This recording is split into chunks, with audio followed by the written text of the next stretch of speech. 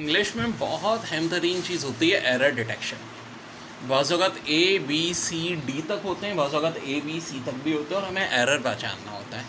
ये बहुत टेक्निकल चीज़ है, ज़्यादातर लोग इसमें फंसते हैं।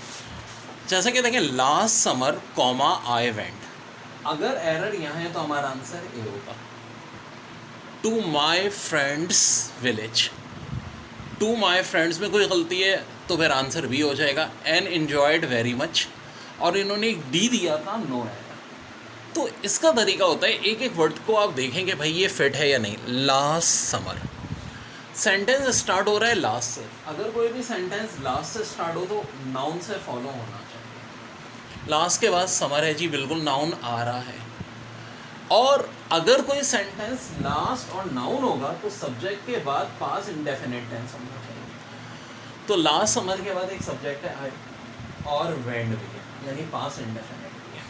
तो फार्मूला पूरा ओके, ए में कोई गलती इसका मतलब है नहीं। लास्ट समर आई गो होता तो एरर हो जाता। क्यों? लास्ट समर के बाद आई है तो फिर क्या पास इंडेफिनिट होना चाहिए था, प्रेजेंट इंडेफिनिट नहीं होना चाहिए था। अब आगे वेंड के बाद हमेशा प्रीपोजिशन टी ओ टू आना चाहिए। क्या मौजूद है? बिल्कुल मौजूद है। और उसके बाद एक ऑब्जेक्ट होना चाहिए। भाई किसके पास जा रहा है? टू माई फ्रेंड, यहाँ तक भी ओके। माई फ्रेंड्स विलेज, तो इसका अलावा एरर भी में नहीं है। देखिए एग्जाम में आपको एरर पहचानना है। अगर आपको रूल्स का इतना नहीं भी आइडिया तो ये तो तय हो गया कि ए और बी तो एरर नहीं हो सकते। अगर नो एरर का कोई ऑप्शन नहीं है तो इसका अलावा लाजमी सी में एरर होगा। अब सी में एरर है तो कहाँ है? And enjoyed very much. अब एक वर्ड आ गया इन्जॉय। इन्जॉय के बाद दो चीज़ें फॉलो हो सकती हैं, या तो कोई ऑब्जेक्ट या रिफ्लेक्सिव प्रोनाउन। ऑब्जेक्ट का मतलब क्या होता है? यानी कि ऑब्जेक्ट के लिए ऑब्जेक्ट दो केसेस में हो सकता है, व्हाट या हूँ, क्या या कौन। तो देखो, last summer I went to my friend's village, यहाँ पर एक क्लॉज खत्म हो गई है। एंड इन्जॉयड वेरी मच, ना किसी व्हाट की बात हो रही है किसी पर्सन की, ना होम कि क्या एंजॉय किया। होता ना एंजॉय क्रिकेट या व्हाट किसी पर्सन ने। तो इसका मतलब ये है कि एंजॉय के बाद ऑब्जेक्ट का केस नहीं बनेगा। तो एंजॉय के बाद किसका केस बनेगा? Reflexive pronoun. अब रिफ्लेक्सिव प्रोनाउन क्या होता है? अगर आई होता है तो माई सेल्फ होता है, ही होता है तो हिमसेल्फ होता है। तो अब हम देखते हैं कि यहाँ पर सबसे पहले नाउन है कहाँ। तो नाउन एक ही चल रहा है, और वो कौन सा चल रहा है? Subject I. Last summer I went to my friend's village and enjoyed very much. तो आई का मतलब है कि सब्जेक्ट यहाँ पे आए, और आई के साथ कौन सा रिफ्लेक्सिव प्रोनाउन आता है? सिर्फ एक आ सकता है, माई सेल्फ। तो गलती कहाँ थी यहाँ एरर में? Last summer I went to my friend's village and enjoyed myself very much. अच्छा, अब इसमें यह भी डिपेंड करता है कि सिर्फ एरर को डिटेक्ट करना है या सेंटेंस को क्रैक करना है। अगर एरर को डिटेक्ट करना है तब तो बात ख़त्म हो गई। हमने सिर्फ ये बताना था कि एरर है कहाँ, और ये हमें पता चल गया कि एरर कहाँ पर है। एन्जॉयड के बाद हमारे पास एक रिफ्लेक्सिव प्रोनाउन होना चाहिए, और रिफ्लेक्सिव प्रोनाउन आई के केस में क्या होता है? My self. तो आंसर हो जाएगा यहाँ पे माई। इफ़ आई वर हिम, अगर गलती ए में है तो यहाँ पे होगी। आई वुड हैव टॉक्ड, गलती यहाँ पे होगी।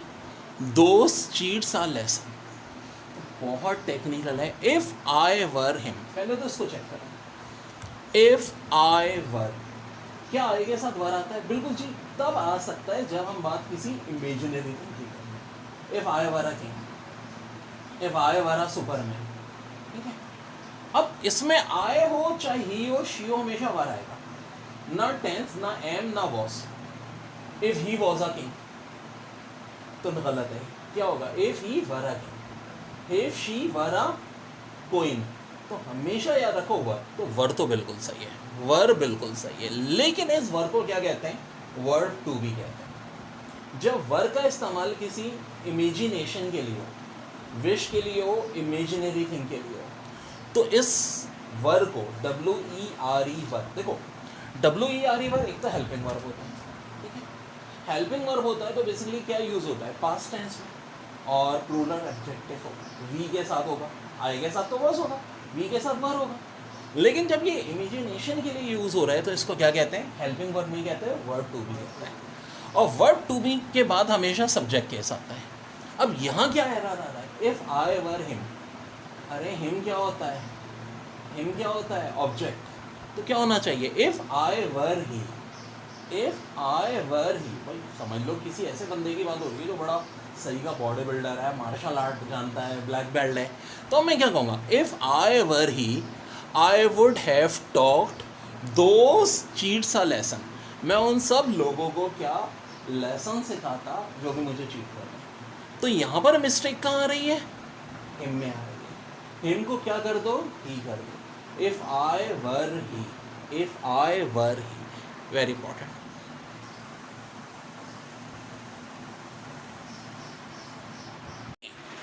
One of them, past paper का सवाल, forget to take one slippers from temple. अब क्या ये सेंटेंस करेक्ट है, तो देखो अगर सेंटेंस वन से फॉलो होता है तो यूजुअली क्या होता है, एक और पास पेपर के सवाल से बता रहा हूँ, one should respect one's elders. बिल्कुल सही है। जब स्टार्ट वन से है तो हिज या हर्ज नहीं आता, बल्कि क्या आता है, वन से आता है। वन के साथ एस्ट्रोटोस्कोप लगेगा, फिर उसके बाद एस लगेगा, तो one should respect one's elders, 100% है। लेकिन कहानी में ट्विस्ट है।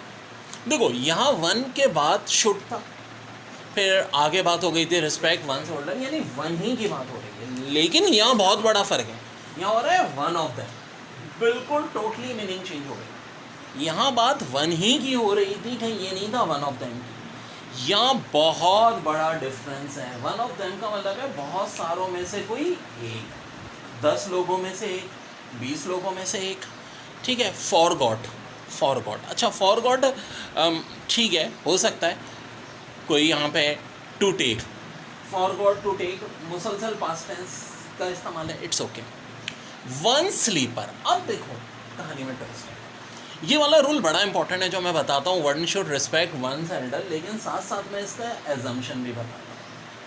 अक्सर औकात ये सवाल बहुत आता है और 99% ज़ाहिर है सेंटेंस इसी फॉर्मेट का होगा कि वन होगा और आगे हम वंस लगाएंगे, लेकिन तब्दीली क्या हो जाएगी, जैसे कि मौजूदा वन ऑफ देम। अब बात हो रही है वन ऑफ देम की, बहुत सारों में से कोई एक, तो अब यहाँ वंस स्लीपर नहीं होगा, यहाँ पे वन स्लीपर नहीं होगा। अब दो बातें, या तो हिज हो सकता है या हर हो सकता है। हिज स्लीपर भी हो सकता है ना, और अगर लड़की है तो क्या होगा, हर स्लीपर। तो हिज लगाएं या हर लगाएं, तो देखो अगर जेंडर मेंशन नहीं है तो मेल को हमेशा प्रेफरेंस दी जाती है, यानी यहाँ पे क्या लगेगा, हिज लगेगा, यहाँ पे क्या लगेगा, हिज लगेगा। One of them forgot to take his slippers from temple. अब देखो ये तो पता है एरर सी में, लेकिन एक नहीं दो एरर है। फ्रॉम टेम्पल, अब एक बात सुनो, अल्लाह माफ़ करे, मस्जिद हो, गिरजा हो, टेम्पल हो, सब बड़ी एक काबिल एहतराम जगह, क्योंकि लोग किसके लिए जाते हैं, इबादत के लिए जाते हैं। कोई एक आध बहुत डैश आदमी होगा जो अल्लाह माफ़ करे इस काम के लिए जाएगा कि चप्पल चोरी करने के लिए, तो एक आध होगा, 1 in a million। तो असल काम का जो इस्तेमाल है टेम्पल का वो यहाँ नहीं हो रहा, और जब किसी ऑब्जेक्ट का असल इस्तेमाल नहीं हो रहा होता तो उसके साथ हमेशा दी लगता है। तो अब ये पूरा सेंटेंस हो जाएगा, one of them forget to take his slippers from the temple. अब देखो मस्जिद में आदमी किस लिए जाता है, नमाज पढ़ने, मॉस्क ही आएगा ना। लेकिन अगर आप सिर्फ इमाम साहब से मिलने जाते हो तो फिर क्या यूज़ हो जाएगा, द मॉस्क। सोफ़ा किस लिए यूज़ होता है, बैठने के लिए, सिट ऑन सोफ़ा। लेकिन अगर आप सोफ़े पे लेट रहे हो तो फिर दी सोफ़ा। अच्छा बेड किसके लिए यूज़ होता है, लेटने के लिए, तो बेड सही है, ही स्लीपिंग इन बेड। लेकिन अगर आप बेड पर अखबार बिछा के दाल चावल खा रहे हो तो फिर बेड नहीं, दी बेड यूज़ होगा। बेड इसलिए थोड़ी है कि दाल चावल खाओ वहाँ पे अखबार बिछा के। तो ये टेक्निकलिटीज़ हैं जो आपको फॉलो करनी है। Being a very hot day, A option. I decided to stay at, B हो गया। होम विद माई फैमिली, ये सी हो गया। सो सेंटेंस स्टार्ट हो रहा है बीइंग से, हो सकता है, लेकिन एक मसला है, कि बीइंग क्या है, एक वर्ब है, और कोई भी वर्ब याद रखो बगैर सब्जेक्ट के बीइंग अगर एक वर्ब है तो इसका सब्जेक्ट क्या है, कहाँ है, नहीं दिख रहा. Being a very hot day, I decide या डिसाइडेड जो भी होता है, देखो डिसाइडेड का तो सब्जेक्ट मौजूद है, आई डिसाइडेड का सब्जेक्ट तो मौजूद है. टू स्टे एट होम, चलिए ये भी बात सही है, विद माई फैमिली. लेकिन भाई बीइंग तुम कहाँ से आ रहे हो, बगैर सब्जेक्ट के तुम्हें इजाज़त नहीं मिलेगी. अब पॉसिबिलिटी बनाते हैं, क्या हम इस सब्जेक्ट को उठा दें या लें. बाज़ औक़ात होता है कि एक सब्जेक्ट दो वर्ड के लिए भी यूज़ होता है, लेकिन क्या इस केस में पॉसिबल है. आए पुट करके देखते हैं. I being a very hot day है, I being a very hot day, I और very hot day, no it is not possible. अब ज़ुबान से भी अदा करो, हर ज़ुबान की खासूसियत होती है ना यार, कि जब पढ़ भी रहे होते हो अगर इतनी बड़ा ब्लंडर है तो वो पता चल रहा होता है. तो मेरे भाई फिर आखिरकार कौन सा सब्जेक्ट लगाएं, ही शी तो नहीं लगा सकता. तो हम सोचेंगे केस किसका हो रहा है, वेरी हॉट डे का. तो इसके लिए सिर्फ एक ही आइडियल सब्जेक्ट हो सकता है. कौन सा हो सकता है, it being a very hot day, I decided to stay at home with my family. अब देखो अगर एरर डिटेक्शन है तो बस आंसर ए टिक कर देना है, लेकिन अगर सेंटेंस करेक्शन में आता है तो फिर हमें सेंटेंस को करेक्ट करना है. और करेक्शन कैसे होगी, बीइंग से पहले इट लगा, बीइंग से पहले इट लगा. तो क्या सेंटेंस बीइंग से स्टार्ट नहीं हो सकता, हो सकता है, लेकिन फिर सब्जेक्ट जो है वही फॉलो होना चाहिए. यहाँ प्रॉब्लम क्या थी कि बीइंग का कोई सब्जेक्ट नहीं था, डिसाइड का सब्जेक्ट आ गया था. अब देखो जैसा कि अगर होता being a very hot day, it seems like we are near the sun. तो क्या यहाँ बात फॉलो हो रही है, बिल्कुल हो रही है, क्योंकि देखो अब जो हमने करेक्शन किया वो बड़े आइडियल सब्जेक्ट से किया, इससे किया है इट से. अब ये इट जो है आगे सीम्स के साथ भी सही फॉलो हो रहा है, बिल्कुल हो रहा है, और साथ साथ किसके साथ फॉलो हो रहा है, बीइंग के साथ भी हो रहा है. ये बिल्कुल सही है सेंटेंस. अगर कोई पूछो भाई यहाँ एरर निकालो तो नो एरर. सबसे मुश्किल नो एरर वाले होते हैं, क्योंकि एक एक रूल आपको चेक करना पड़ता है. Being a very hot day, ठीक है जी, फ़ौरन कोई सब्जेक्ट चाहिए जो बीइंग को क्वालिफाई कर सके, इट, बिल्कुल ठीक है. आगे वाले वर्ब को भी क्वालिफाई कर रहे हैं जी, एक सब्जेक्ट दो वर्ब के साथ आ सकता है, हर सूरत में नहीं, डिपेंड करता है सेंटेंस पे. It seems like we are near the sun, sun के साथ दिया आएगा, बिल्कुल जी. जितने भी ऐसे एस्ट्रोनॉमिकल ऑब्जेक्ट हैं इनके साथ दिया आता है. It is spam was the very first applications of the filter. Spam was the, चले भाई बात है पुरानी, दी वेरी फर्स्ट, दी भी यहाँ पे सही है, वेरी भी सही है, एडवर्ब है फर्स्ट. अब फर्स्ट सेकंड थर्ड जब भी ये यूज़ हो, एक चीज़ हमेशा ध्यान में रखोगे, इनके बाद हमेशा आना चाहिए सिंगुलर नाउन. क्या आना चाहिए, सिंगुलर नाउन. यहाँ क्या दिया हुआ है, एप्लीकेशंस. ये कहाँ से आ गया भाई, मैंने क्या कहा है कि कभी गलती नहीं होगी, हर वर्ड से पूछो भाई कि इजाज़त लेकर आ रहे हो कि नहीं. Spam was the very first, very के बाद फर्स्ट बिल्कुल आ सकता है, एडवर्ब के बाद वर्ब आना चाहिए. लेकिन ये जो क्वांटिटी वाले वर्ब हैं, फर्स्ट सेकंड थर्ड, हमेशा इनके बाद क्या आएगा, सिंगुलर नाउन. ये एप्लीकेशंस कहाँ से आ गया, तो गलती कहाँ है, यहाँ है इसकी. इसको एप्लीकेशन कर दें, सेंटेंस सही हो जाएगा, of the filter. Primary, social and promotions are the common filters of Gmail that keeps our mail sorted. तो देखिए इंग्लिश में आजकल जो सेंटेंस भी आ रहे हैं वो यूजुअली कॉमन लाइफ के ही आ रहे हैं. यही होता है ना भाई, primary, social and promotions are the common filters of Gmail that keeps our mail sorted. तो primary, social and promotions, are आना चाहिए, बिल्कुल आना चाहिए, तीन चीज़ें. The common filters, common filters भी हैं भाई, ठीक है, ऑफ जीमेल, किसके हैं भाई, जीमेल के. That keeps our mail sorted. तो बाज़ाहिर तो ये बिल्कुल कुछ सही लग रहा है कि ऑफ जीमेल दैट, दैट क्या होता है, रिफ्लेक्टिव प्रोनाउन. इससे पहले हम देखते हैं क्या नाउन है, नाउन है. तो बाज़ाहिर अब देखो बहुत बड़ा एक एरर जो लोग कर रहे हैं, वो पूरा गौर से देखेंगे नहीं सेंटेंस, दैट देखेंगे और दैट के पीछे नाउन देखेंगे. जहाँ रूल बता रहा हूँ वहाँ प्रैक्टिस भी करा रहा हूँ कि भाई प्रैक्टिस के बगैर ये अधूरा रह जाता है. नाउन, फिर प्रोनाउन, उसके बाद वर्ब अकॉर्डिंग टू नाउन आना चाहिए.